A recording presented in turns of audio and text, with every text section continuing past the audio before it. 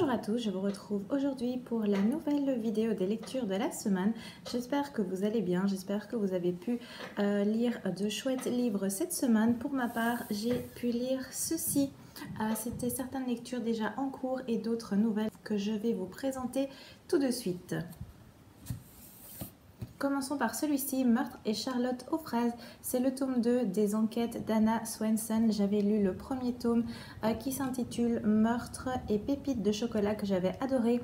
J'ai poursuivi dans la saga avec celui-ci, le second tome, que j'ai aussi énormément aimé.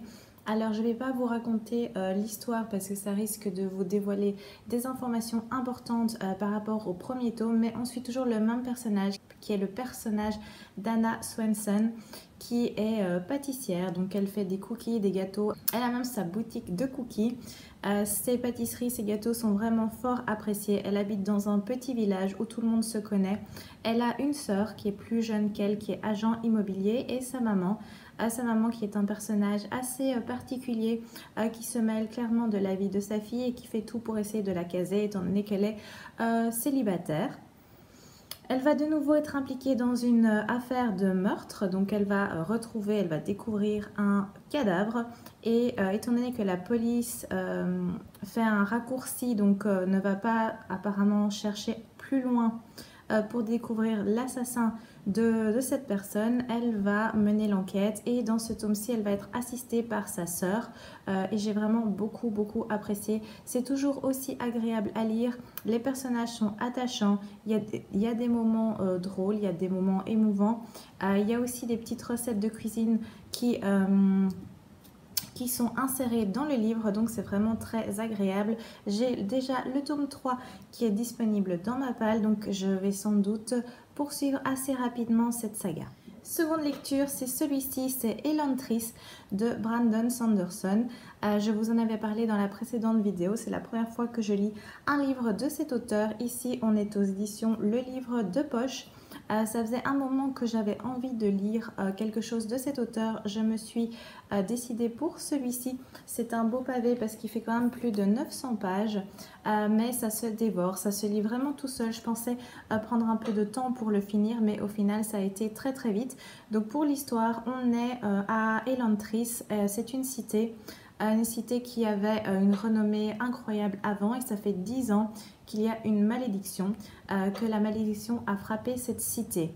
Cette cité est la capitale du royaume d'Arelon et il y a une princesse étrangère qui va arriver pour épouser le prince, l'héritier d'Arelon qui s'appelle Raoden.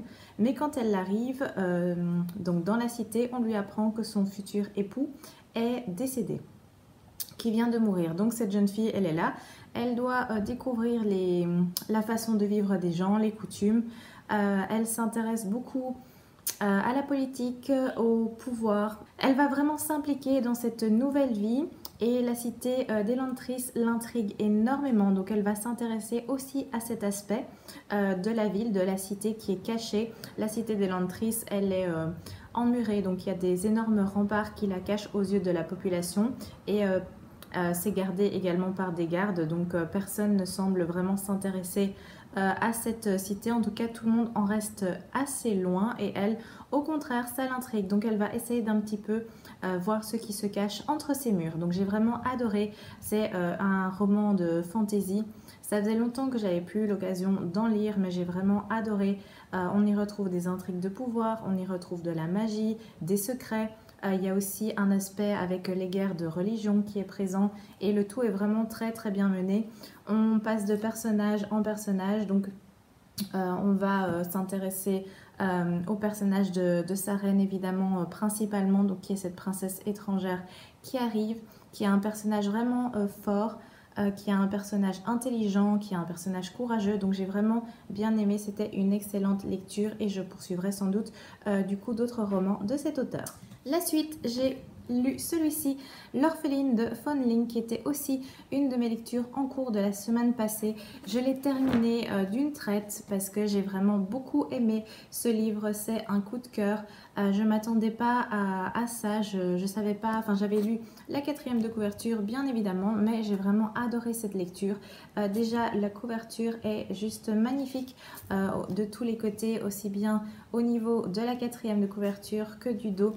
À l'intérieur c'est aussi très joli. Enfin, à la première page, on a cette illustration avec un oiseau en cage et à la fin, on a également une illustration qui prend tout son sens une fois qu'on a lu le livre. Donc, je ne vais pas vous dévoiler la dernière image, mais j'ai vraiment adoré. Alors, au niveau de l'histoire,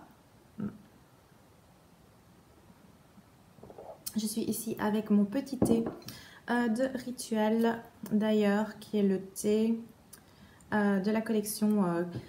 c'était une collection précédente, je crois que c'était la collection Grenade, c'était une bleue et Bordeaux et j'aime vraiment beaucoup.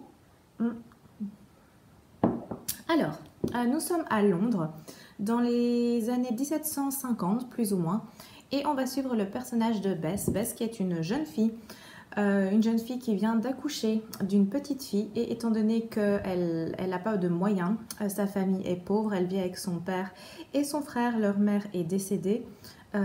Et ils sont vendeurs, donc ils sont marchands, ils vendent des crevettes sur le port, dans les rues, c'est des marchands ambulants.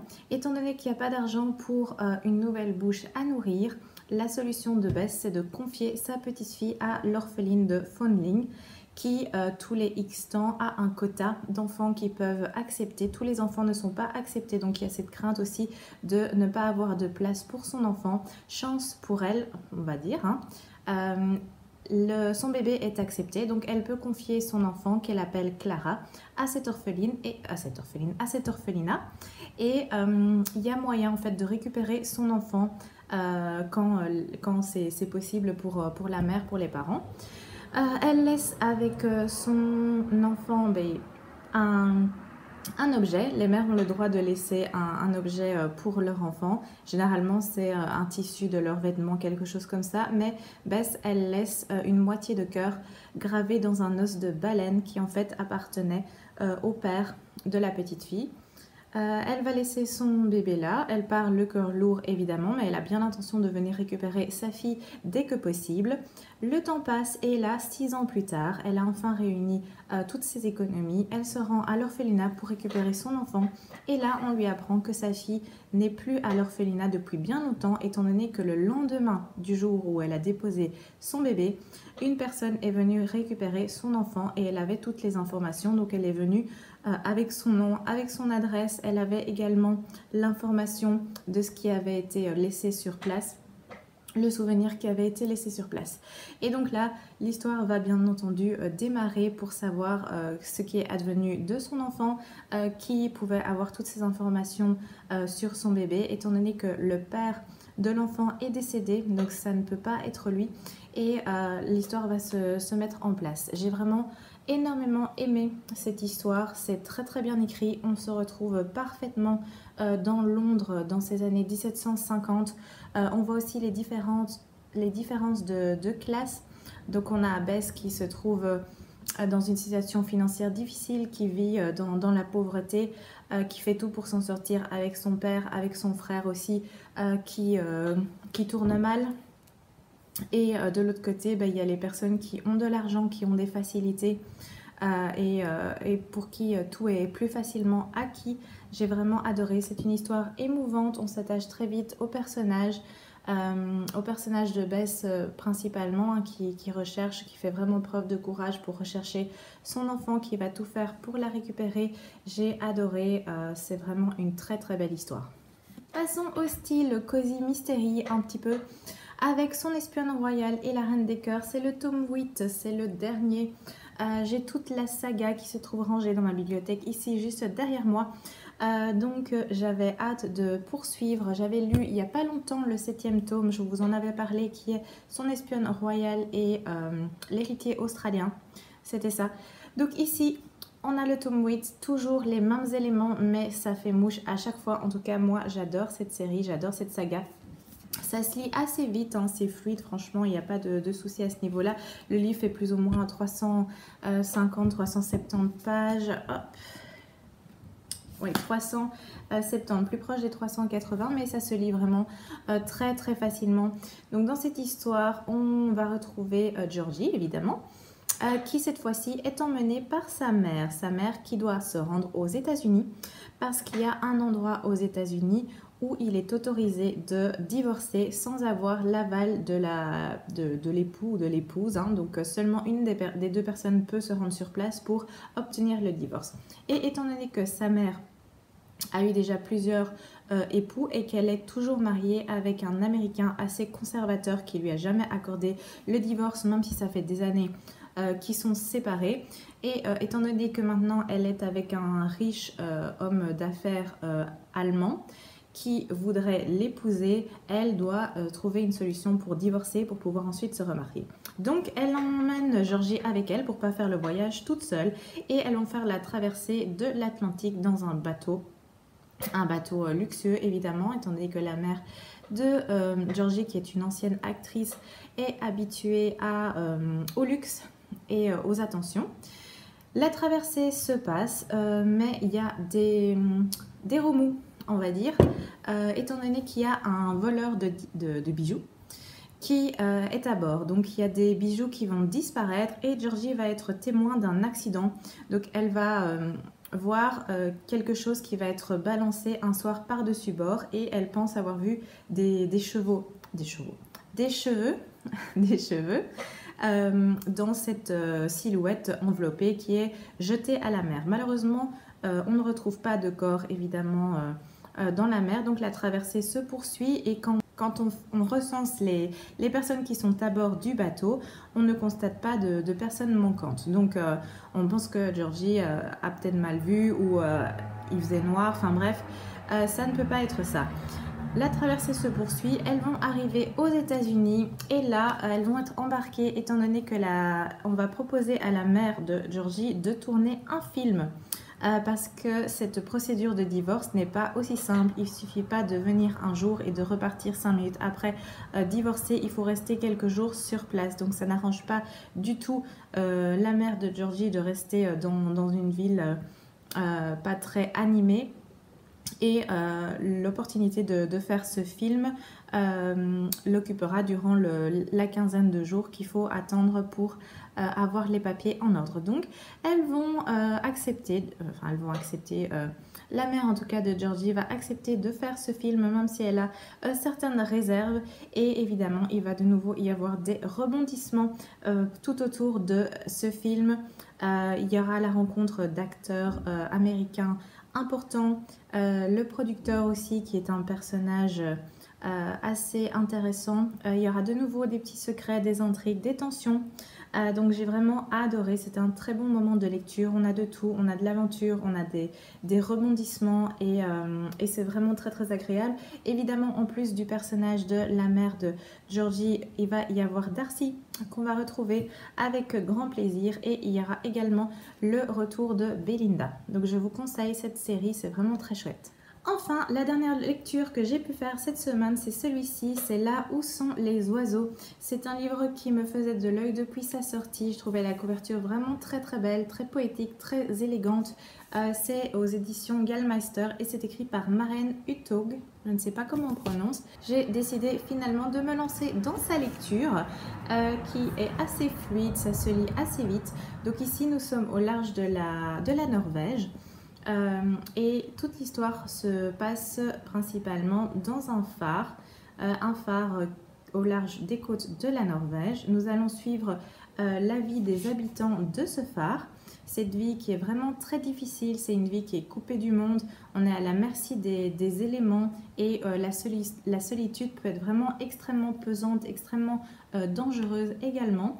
Et l'histoire en fait, elle va être racontée par 3 personnages. Donc on aura 3 personnages, on va avoir Johan, on va avoir Darling et on va avoir Marie qui vont se confier. En fait ce sont les personnages d'une même famille, donc on a le père, la mère et la fille et ils vont raconter leur histoire à leur façon.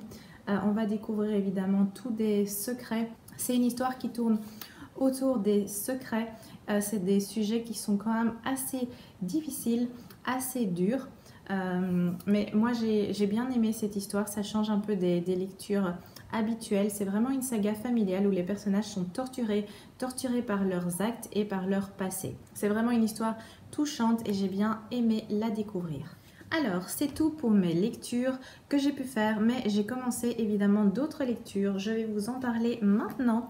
Alors, je commence par celui-ci, qui est la suite de Anne de Green Gables, que j'avais énormément adoré. Je l'avais lu l'année passée et c'était vraiment un coup de cœur.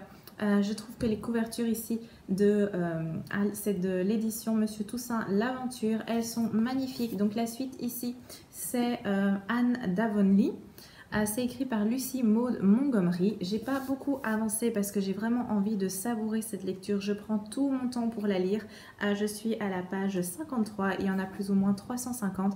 Mais c'est vraiment une petite douceur à lire. En tout cas, moi, j'accroche vraiment beaucoup. C'est très poétique, c'est très léger. C'est vraiment agréable. Le personnage de Anne est un personnage hyper attachant. C'est pas possible de ne pas l'aimer. C'est un personnage qui est extrêmement bavard, mais ça dérange pas spécialement. En tout cas, moi, ça ne me pose pas de problème. C'est une petite fille, maintenant une jeune fille, étant donné qu'on entre dans la partie de sa vie où elle a environ 16-17 ans, où elle va commencer sa vie professionnelle. Donc on suit vraiment tout son parcours et c'est vraiment très très agréable, très touchant à lire. Moi j'aime beaucoup. Seconde lecture en cours, un autre registre. J'ai découvert celui-ci que je connais pas. C'est un auteur que je connais pas du tout. C'est Jorn Lear Horst. C'est une enquête de William Wisting. Apparemment il y en a déjà d'autres qui sont sortis. Celui-ci m'a fait de l'œil. C'est aux éditions Folio Policier. À l'arrière, on voit dans un paysage grandiose à la beauté inquiétante Jorn Lear Horst met en scène un formidable huis clos. Donc ça m'a intriguée. Ici c'est le code de Katharina. Je suis au début également, j'ai lu une soixantaine de pages et on apprend qu'il y a des années, il y a 20 ans, il y a une femme qui a disparu qui s'appelle Katharina, je ne sais plus comment, bref, Katharina. Elle a disparu et on n'a jamais retrouvé trace. Elle a laissé quelques indices chez elle, notamment un petit bout de papier où il y avait des nombres inscrits. Les policiers ont essayé au moment de sa disparition de craquer le code, mais ils n'y sont pas parvenus. Et en fait, l'inspecteur, l'enquêteur principal n'arrive pas à lâcher cette affaire, même si il me semble que c'est 24 ans après. Il n'y a toujours aucune avancée dans cette enquête. On a suspecté le mari, on a suspecté un voisin. Enfin, on apprend qu'il y a eu plusieurs suspects, mais on n'a jamais découvert ce qui était arrivé à cette femme. Et lui, il n'arrive pas à lâcher l'affaire. Donc, chaque année, il reprend le dossier, il repasse en revue les indices, les suspects, et il essaye de continuer d'essayer de trouver de nouveaux éléments sur cette enquête. Donc, je suis là au tout début. Et c'est assez fluide au niveau de la lecture. C'est la fenêtre qui s'est fermée. Il y a eu un courant d'air. Donc, c'est vraiment fluide. J'aime bien cette ambiance policier. C'est le système avec des chapitres assez courts pour maintenir un rythme. Donc, je vous en dirai évidemment davantage une fois que j'aurai un peu plus lu, une fois que je serai un peu plus dans le livre. Dernière lecture en cours, c'est celui-ci, c'est La Passeuse de mots, le tome 1. C'est écrit par Alric et Jennifer Twice et on est ici aux éditions Hachette. C'est le tome 1. Ça fait un moment qu'il est dans ma bibliothèque, dans ma palle, en attente depuis quasiment la sortie de ce livre. Et ça fait aussi un moment que je me dis qu'il faut que je me lance parce que j'ai vu ce livre passer énormément à un moment donné. Et cette fois-ci, je me suis décidée. J'ai lu une centaine de pages. Je suis à la page 171 et j'aime bien pour l'instant. C'est une lecture qui est fluide. On est dans la fantaisie. On va suivre le personnage d'Aria. Elle vit avec ses parents et sa famille. Sa maman est pâtissière, donc une pâtissière apparemment renommée, auquel elle donne un coup de main de temps en temps. On est dans le royaume d'Hélios. Et il y a une fête qui se prépare, une fête pour fêter un traité qu'on fête tous les ans, donc c'est quelque chose de régulier. Et il y a une énorme fête qui tourne autour. Arya va évidemment donner un coup de main à sa mère qui va travailler sur les pâtisseries, etc. On apprend qu'Arya est une jeune fille qui adore la lecture, qui est une passionnée de livres, qui les dévore jusque très tard la nuit. Elle a un ami qui en fait n'est autre que le prince cadet. On est au royaume d'Hélios, c'est dirigé par le roi. La reine est morte et il y a 3 fils, 3 princes. Et en fait, elle a lié une amitié avec le prince cadet, qui est le prince qui est vraiment maltraité par son père, qui a une santé difficile, fragile et qui va à l'encontre en fait des idées de son père, qui veut améliorer les choses dans le royaume, mais son père, étant donné qu'il a vraiment une grosse agressivité vis-à-vis de lui, qui est vraiment très violent avec son fils, ne l'écoute absolument pas. Son fils a essayé de l'avertir comme quoi il y avait des troubles qui étaient de plus en plus présents, parce qu'il y a des oppositions, il y a des opposants à ce traité. Ce traité où il est question de magie et de réglementer la magie. Et apparemment, les opposants sont de plus en plus nombreux. Ils sont sur place le jour de la fête pour le traité, mais apparemment, ils déambulent de manière pacifique, tout à fait pacifique, jusqu'au moment où la situation dérape. J'en suis là plus ou moins. Arya va se retrouver toute seule et elle va apprendre pas mal de choses, notamment tout ce qui concerne la passeuse de mots. Le rôle de la passeuse de mots et son nouvel objectif, son nouveau statut. Donc j'ai hâte de poursuivre la lecture, j'aime bien pour l'instant. J'espère que le côté passeuse de mots va être davantage expliqué, parce que là on n'a pas vraiment beaucoup d'informations sur en quoi ça consiste exactement, comment ça fonctionne exactement et quel est le rôle en fait de cette passeuse de mots. On comprend que c'est un rôle qui est vraiment important, capital, donc que c'est la passeuse de mots qui a le pouvoir de changer la situation, de rétablir les choses, de ramener un équilibre bien entendu, mais j'aimerais avoir plus d'éléments pour mieux comprendre justement ce principe et ce rôle. Donc j'ai le temps, étant donné que ça fait un peu plus de 700 pages, donc je suppose que j'aurai le temps de découvrir tout ça dans ma lecture, que je poursuis vraiment avec grand plaisir. Voilà, c'est tout pour mes lectures de la semaine, mes lectures en cours. Je vous remercie d'avoir regardé la vidéo. Je vous souhaite un très bon week-end. Profitez bien et je vous dis à très vite.